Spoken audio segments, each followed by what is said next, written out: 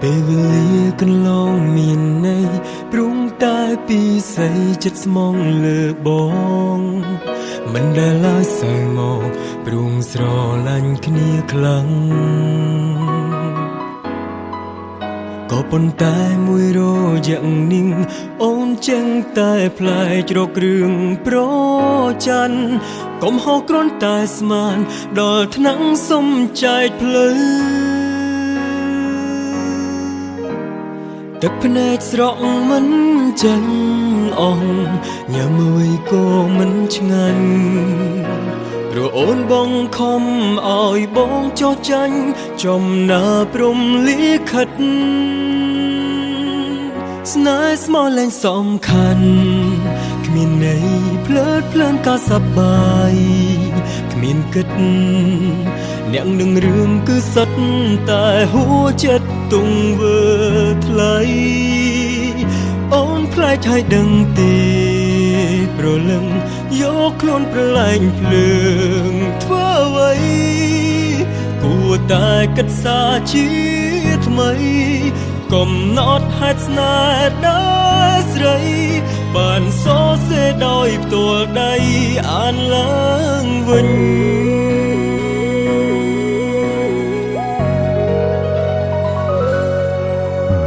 ក៏ល្អមិនតន់រំលងអូននៅកាយខ្លួនមិនតន់ហួងពេលផ្លូវអាក្រង់អូនដាអ្នកណាក៏ធ្លាប់ខំ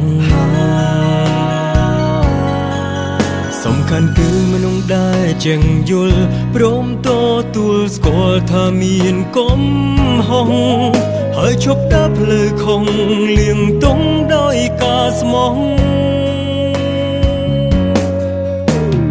ទឹកភ្នែកស្រក់មិនចឹងអស់ញ៉ាំអ្វីក៏មិនឆ្ងាញ់ព្រោះអូនបងខំឲ្យបងចោះចាញ់ចំណាព្រំលិខិតស្នេហ៍ស្មោះលែងសំខាន់គ្មានន័យភ្លើតភ្លើនក៏សប្បាយគ្មានគិតអ្នកដឹងរឿងគឺសិតតែហួចិត្តទង្វើថ្លៃអូនផ្លែកឲ្យដឹងទេប្រលឹងយកខ្លួនប្រឡែងភ្លើងធ្វើអ្វីគួរតែគិតសាជាថ្មីកំណត់ហេតុស្នេហ៍ដល់ស្រីបានសរសេរដោយផ្ទាល់ដៃអានឡើងវិញ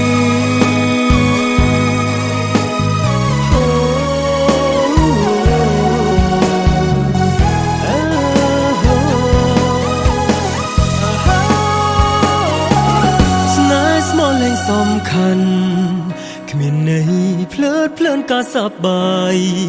គ្មានគិតអ្នកដឹងរឿងគឺសុទ្ធតែហួចិត្តទង្វើថ្លៃអូនផ្លែកឲ្យដឹងទេរលឹង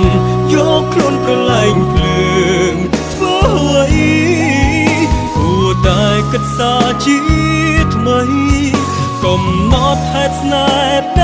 ល់ស្រីបានសរសេរដោយផ្ទាល់ដៃអា